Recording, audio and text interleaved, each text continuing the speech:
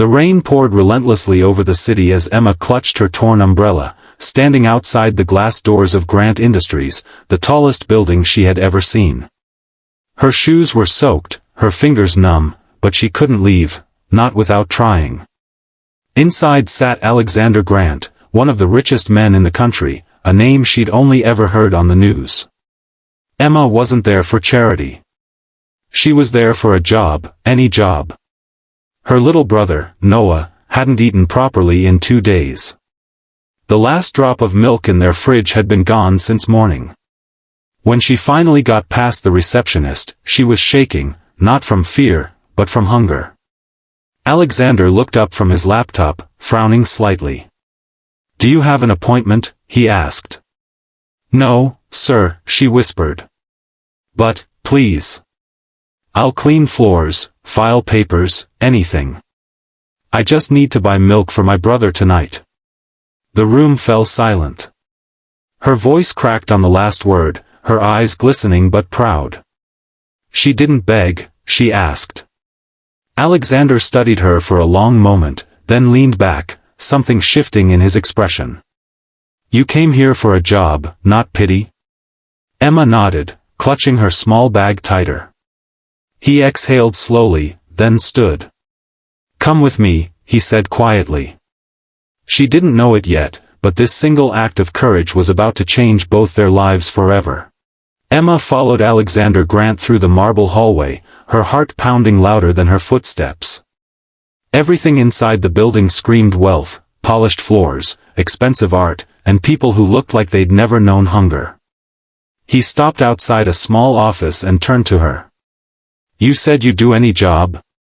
"Yes, sir," she replied quickly. "Fine," he said, his voice unreadable. The cleaning staff left early. "The conference room needs to be spotless before a meeting in 30 minutes. Think you can handle that?"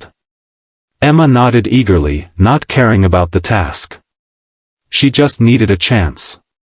While she worked, scrubbing, dusting, and wiping every surface, Alexander stood by the glass wall, quietly observing.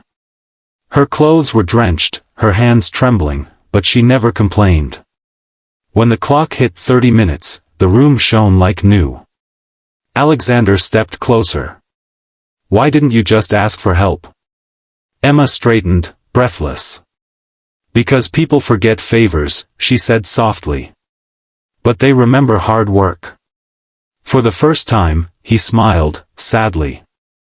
That single sentence hit deeper than she knew. Years ago, Alexander had been poor too, abandoned by those who promised help. He pulled out his wallet and placed a folded check on the table. "This isn't charity," he said. "It's your first week's pay. Be here tomorrow at 8. Emma froze, staring at the check, then at him. "You mean I got the job?" Alexander nodded. "And buy your brother more than just milk tonight." Tears filled her eyes as she whispered, "Thank you, sir." He turned away before she could see the emotion in his own. Something about that girl reminded him of everything he'd lost, and maybe, everything he needed to find again. Emma showed up the next morning right on time, hair tied neatly, wearing the same faded clothes, but her eyes brighter than yesterday.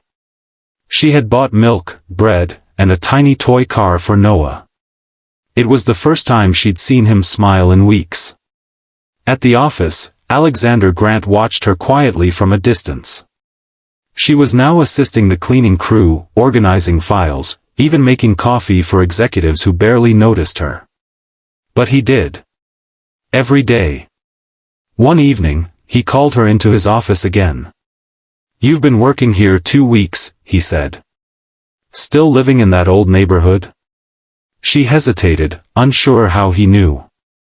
"Yes, sir. I can't afford anything else yet." He nodded slowly. "You know," he said, almost to himself, "I grew up 3 blocks from there." Emma blinked. "You did?" He smiled faintly.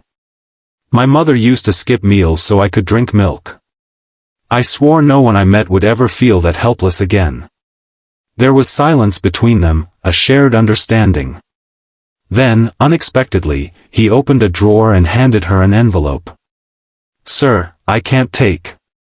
"It's not what you think," he interrupted. "It's a scholarship form.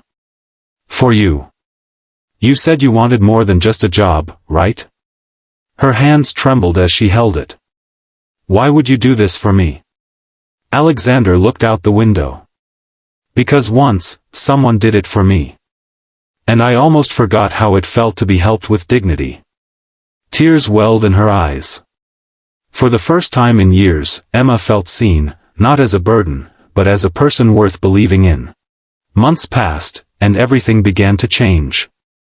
Emma balanced her office job with evening classes funded by the scholarship Alexander had given her. She studied business, determined to one day build something that would help people like her younger self. Noah, now healthier and laughing again, often ran around their tiny apartment shouting, "My sister works for a billionaire." It made Emma laugh, but deep down, she still couldn't believe how far they'd come. One rainy afternoon, almost a year after that first meeting, Alexander called her into his office again. "I've been watching your progress," he said, smiling. "You remind me of what this company should stand for, hope, not just profit." He slid a folder across the table. "This is the proposal for a new charity branch, the Noah Foundation. You'll be leading it." Emma froze. "Me? I'm not qualified to." He interrupted softly. "You're more qualified than anyone I know. You've lived what this foundation stands for." Tears blurred her vision as she whispered, "I don't know how to thank you." Alexander shook his head. "You already did. You reminded me why I started all this, to make sure no one feels invisible." That evening, Emma walked home through the same streets where her story began. The air smelled of rain and hope. When she opened the door, Noah came running, waving his empty milk glass. She laughed through her tears and said, "Don't worry, buddy. We'll never run out again."